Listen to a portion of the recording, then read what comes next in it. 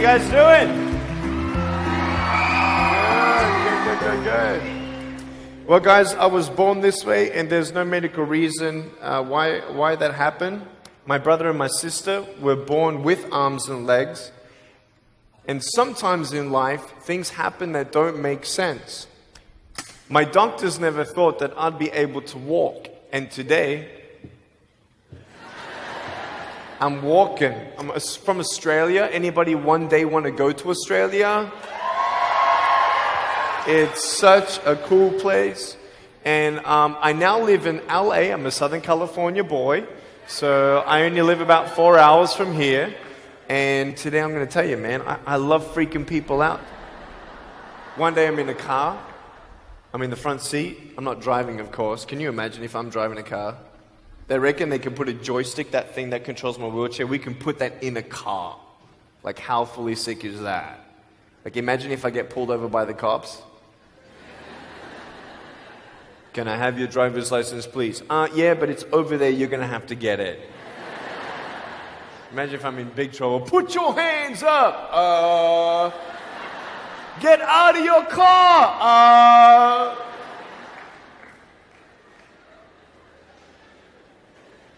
So I'm in the front passenger seat. We're at the traffic lights, and this car comes up next to us, and this girl's looking at me. And I'm looking at her. She's looking at me. I'm looking at her. She's looking at me. I'm looking at her. All she sees is my head, right? She has no idea that I have no arms, no legs. So I'm thinking, cool. I'm going to freak you out. So I get the seatbelt in my mouth and I loosen it like this so then I can freely move. And she's looking at me like, why are you eating your seatbelt? So I pull it. The belt is loose. I can move. Now she's looking at me, full 100% attention and focus. Now just imagine all you see is my head, all right? You might want to put up your hand up to your face to cut off the rest of my body, all right? So you can really see the effect. So just, that's it, exactly. Here we go, ready? I just did this.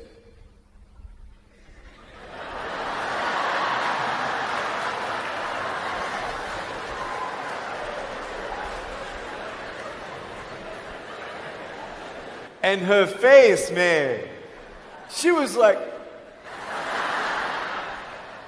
she nearly ran the red light, man. It was so good. My parents always said, Nick, you don't know what you can achieve until you try it. And the doctors looked at me and said, he's not going to walk, he's not going to go to school, he's not going to do anything in his life. And then my parents, they just loved me like crazy and said, you got to try. Try this, try that, try this, try that. And I'm thinking sometimes like, Mom and Dad, you're crazy, man. I have no arms, no legs. How would I ever be able to do this or do that? But they encouraged me and they loved me. And as human beings, we're waiting for stuff like that. We all want love. Everybody say love. Very good. We all want love. And, I went to school and I wanted to be cool. You go to school and you want to be accepted, and so you see these guys and you're like, oh man, everyone swears like every third sentence, F this and F that and F and this and F. Like what? Like they think they're cool, And so I'm thinking, man, maybe I need to be like them to be cool. And then you compare each other with how we look, and I wish I was smarter, I wish I was taller, I wish I was shorter, I wish I was more popular, I wish I did this, I wish I didn't have that. I wish my life was different. That was me when I was about 8 years old. I looked at myself and I looked at everybody else, and everyone else had more than me. And I'm asking, why? Why me? Have you ever asked the why me questions, but get nowhere? If I had no answers from the doctors, and if I had no answers from my parents, I still have a choice every day in my life to keep going or give up. You see this book up here? This is my favorite book in the whole wide world. This is my favorite book, the Bible. And here I am.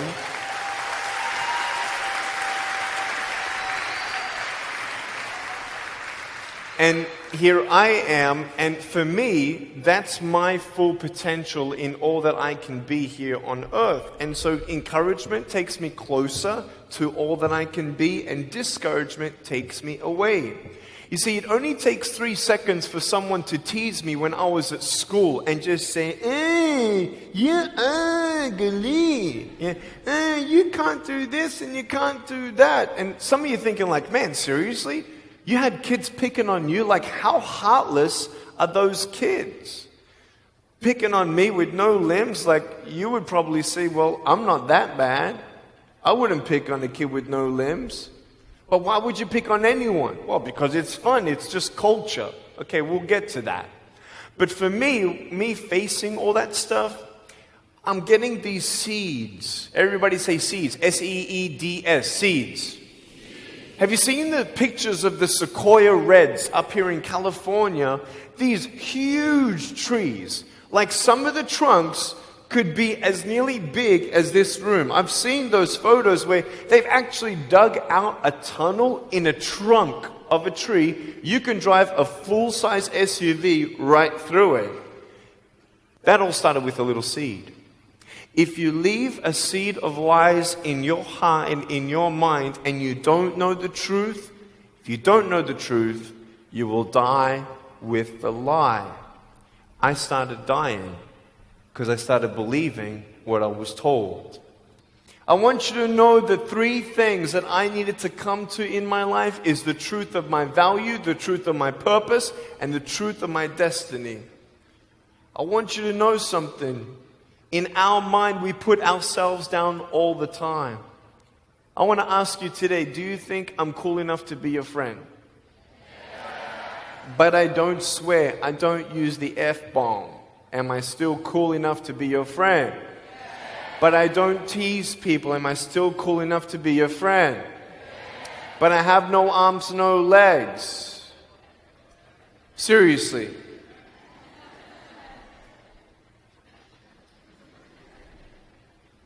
You would be my friend even though I have no arms, no legs. So you're telling me it actually doesn't matter, right? If it actually doesn't matter for how we look, then why do we tease each other for how we look if it actually doesn't matter? Why is it that we look ourselves in the mirror and we see us, well, we're having fun. Oh, yeah, man, we're just part of culture, man. There were 12 people one day teased me, taking me away from my hope. 12, 11, 10, 9, 8, 7, 6, 5, 4, 3, 2, 1. Don't worry, I won't fall off because if I did, I'll break my arm. But 12 people teased me one day, and I can put a pretty brave face on, but cry on the inside. For real. Oh, it doesn't hurt. Yeah, it hurts. There was this one bully. I became his target for 3 weeks. And every time I go by him, I was 13, he was 17. I was in my chair. I'm only 4'9" in my other chair, my old chair. He's like 6 something, so he's huge, right? So I'm looking up at him, and every time I go by him, he's like, hey, there's Nick. He has no... And you can imagine what he said. And I'm like, what's his problem, man? So I tried to avoid him, and I was so embarrassed. He would say it really loud, and everybody would be looking, and some would be laughing. I'm like, what is this guy's problem, man? So one day, after 3 weeks, I went up to him, and I said, hey. He's like, hey. I said, can you please stop it? He said, stop what? I said, stop teasing me. He said, what are you talking about? I said, every time I walk by, you say that stuff. He's like, what stuff? He didn't know how to take me on. So I'm looking at him and said, no, man. Every time I walk by, you say exactly this, and I want you to stop. I forgive you, but stop it. He's like, oh, is that hurting you? Now, I could have said, nah. Or I could have said, yeah. It takes a level of humility to actually say, actually, I don't like that. It's killing me. And I said, yeah, it's hurting me. He said, all right, I'm sorry, man. I was just, playing around. I said, give me a hug. He said, what? I said, give me a hug. He was like, all right. So I gave him a hug. I'm a hugging machine. We made the Guinness Book of World Records. 1,749 hugs in 1 year. We did it last year. My arms fell off, all right? The scary thing about hugging so many people is that anyone can just pick me up and take me home, all right? Like, what am I going to do? Like, eat them or something? It's like pretty mean headbutt, right? I want you to know that you might be playing around. I could pretty much say that 98% of you have teased someone in your life. I tried to commit suicide because of people who thought they were having fun, not knowing the hell that I was going through. The people you're teasing, what if the person you're teasing is the person who's thinking of committing suicide? What if the person you're teasing is the one who's tried to commit suicide, who hates their life because of you? You don't know if the person you are teasing is the son or daughter of a drunk at home getting abused. And all they need is someone like you to keep on pushing them this way. We need hope. So find something else to do. Find positive things in your own life. I don't care about how you look. I will never, ever, ever tease you. I will never tease you. I could tease you. I could be tough. People thinking that bullying is tough. It ain't tough. My wheelchair, this is tough. This thing, man. I'll tell you something. You ready? This wheelchair. This thing's so tough. When my friend built this for me, he said, you're gonna love it. I said, what, does it go fast? He said, no, but it's tough. And I said, well, what do you mean? He said, you'll find out.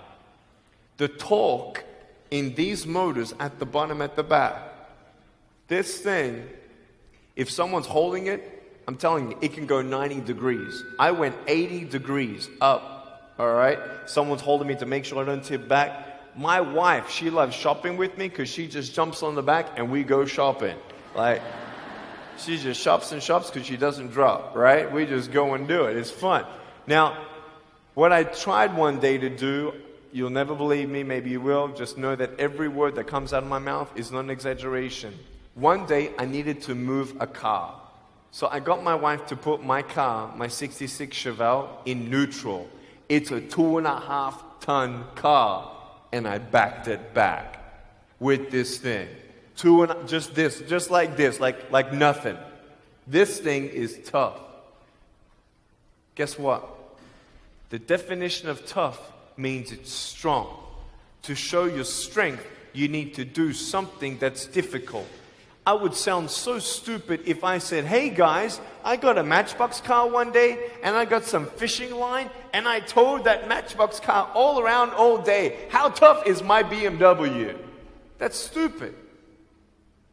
That's the same thing with bullying. You think you're tough? You're trying to show your strength? That's not your strength. Let me come back in 10 years and let me get your anyone have a 3-year-old nephew? Anybody have a 3-year-old nephew? Cool, put your hands down. I will get any one of your 3-year-old nephews, bring them tomorrow night at where I'm speaking, and we're going to put him up on stage, and let me show you how tough I am. We'll get your 3-year-old nephew, and we'll put him up here on the table, and let me tease him. Let me show you how tough I am. That's what you are. I could pick on you, you biggest bullies. I could pick on anything you like. Any singer, Any music that you like, I could tease you. I could tease your family. I could tease your friends. I could tease about the movies that you think are really cool. I could tease anything about you. I could tease you about your nose, your eyes, your teeth, your chin, your hair, your ears, your elbows, your knees, your whatever, man. I can tease you about anything. It ain't hard, just like you can tease me. You want to know what tough is? Go to the people you teased and say sorry. You want to know what tough is? Go up to the people who still tease you and say, hey, stop it. I forgive you, but please stop it. That's tough. I want you to know something, the truth of who you are. I don't care what job you get. I don't care. I don't care how smart you are, everyone. I don't care. I don't care. I love you and I believe in you. I don't care if you end up being a janitor in this school. I'll tell you why. Because the janitor in my high school inspired me to be a speaker. He changed my life. He said, you should be a speaker. You know what I said? You're crazy. He said, no, really, you need to be a speaker. I said, stop it, man. 4 months later, he twisted my arm, and I said, yes. I spoke in front of 10 people, then another 10, then another 10, then I found myself in front of 300 sophomore students. And 3 minutes into my speech, half the girls were crying, and one girl in the middle of the room started weeping. And she put up her hand and she said, I'm so sorry, can I come up there and give you a hug? And in front of everybody, she came up and she hugged me and she cried on my shoulder and she whispered in this ear, thank you, thank you, thank you. No one's ever told me that they love me. No one's ever told me that I'm beautiful the way that I am. It was because my parents told me that I was beautiful that I'm still here. Some of you don't have those parents, and that's why I'm here. I love you and you're beautiful just the way you are. Never, ever give up.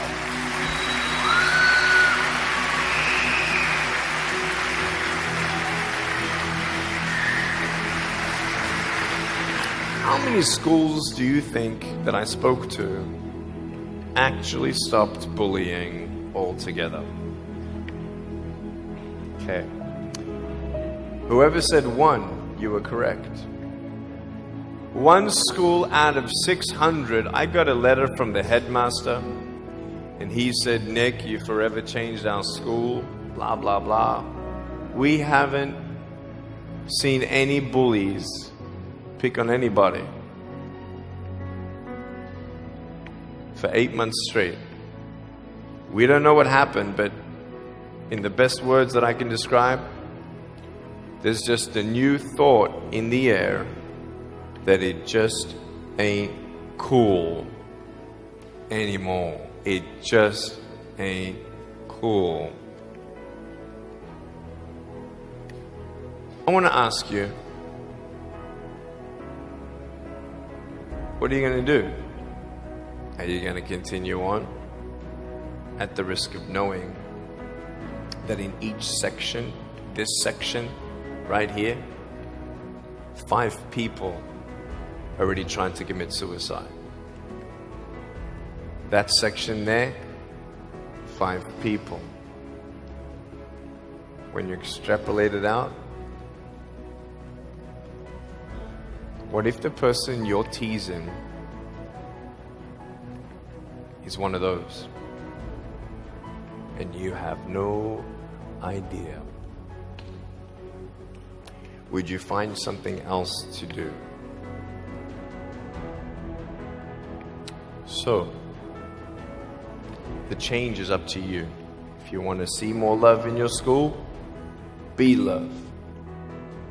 If 50% of the school come together and say, you know what, it just ain't cool anymore, the people who think it's still cool, every time they look down upon you, I want you to imagine my face looking at you.